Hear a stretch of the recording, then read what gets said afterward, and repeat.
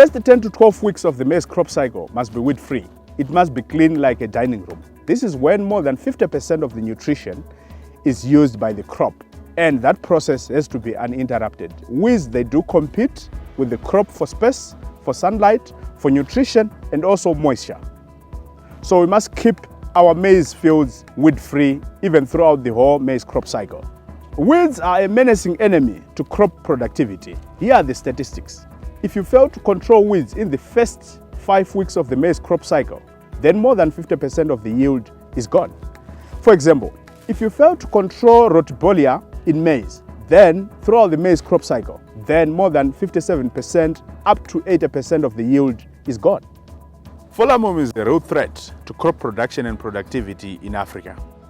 Farmers should adhere to 3 principles for effective chemical control of fallowworm. Number 1, regular scouting every 2 to 3 days. Number 2, early and positive pest identification.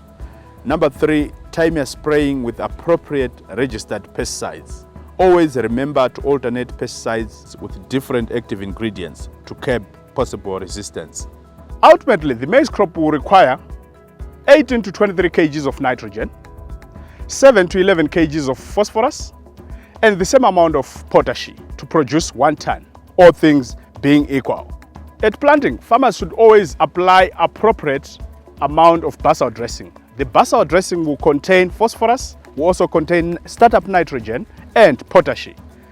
The startup nitrogen will only sustain the maize crop for the next 21 to 25 days, but then after you should always start to top dress.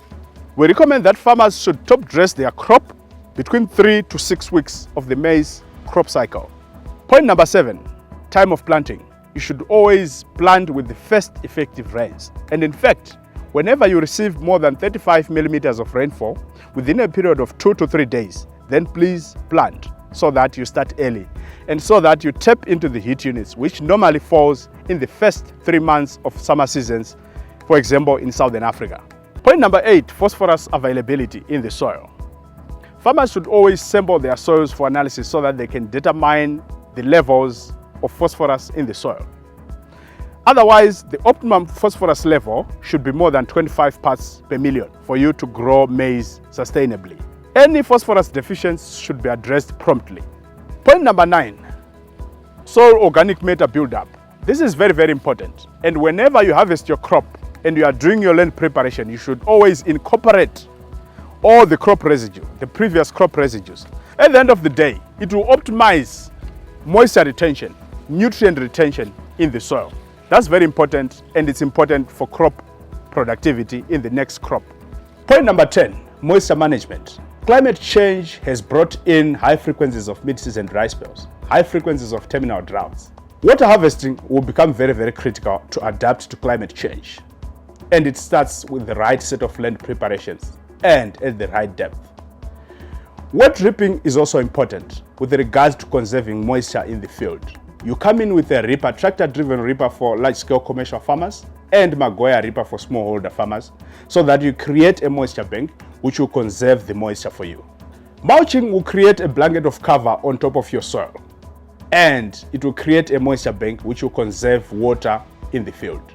And lastly, point number 11, never underestimate the value of crop rotation as a part of managing disease and pest carryovers. So farmers, in conclusion, it is important to improve crop productivity. If you improve productivity, the cost of producing a ton of produce reduces and profit margins will widen up. Remember, it starts with the right seed.